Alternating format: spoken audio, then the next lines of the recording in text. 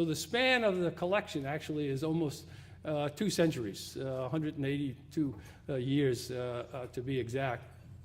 In addition to the James Arthur O'Connor piece down there, we have one from 1847, the middle of the famine. In fact, we very often say in 1997 was the 150th anniversary of the Great Hunger, and that's because we used 1847, which was the 3rd consecutive year of the potato crop failure and a lot of deaths, and it was a very cold winter that year. And in 1847, we have a Daniel MacDonald piece that shows Irish peasant children, and it's a very subtle piece. You couldn't do something directly critical during that time if you were an artist, because you needed patrons, you needed wealthy people to purchase your art and commission your art.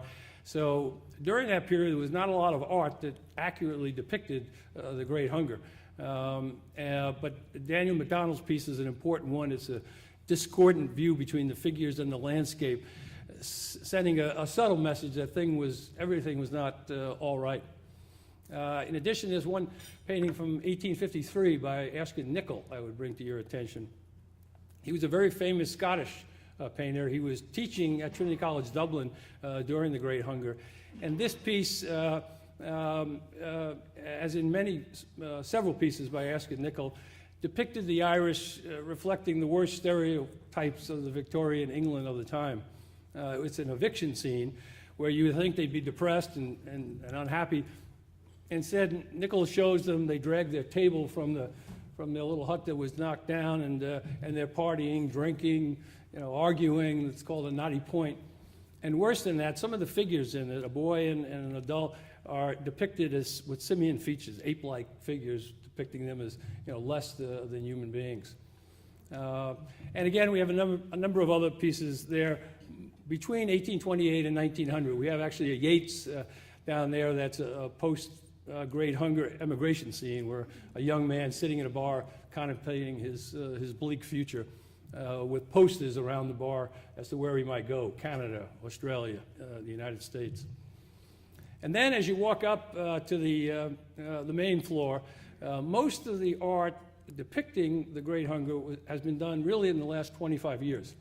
So when I say we have the largest collection, it's not like it's a vast collection of Great Hunger related art.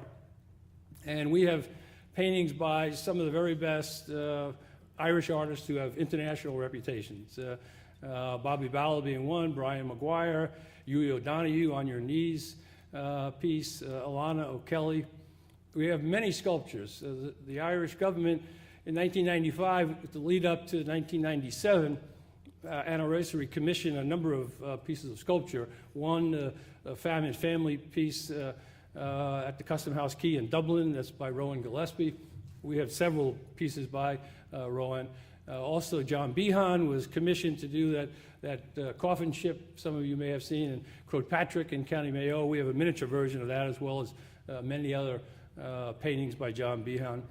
And we have some Paul Henrys and Margaret Allens and a number of others. Again, we have some of the very best Irish artists. We don't have all of their best paintings. They're in the National Gallery and elsewhere in Ireland, but we have some stunning pieces of work. Well, with that, instead of me talking about it, if we could go to the video and you'll get a glimpse of some of these on the video.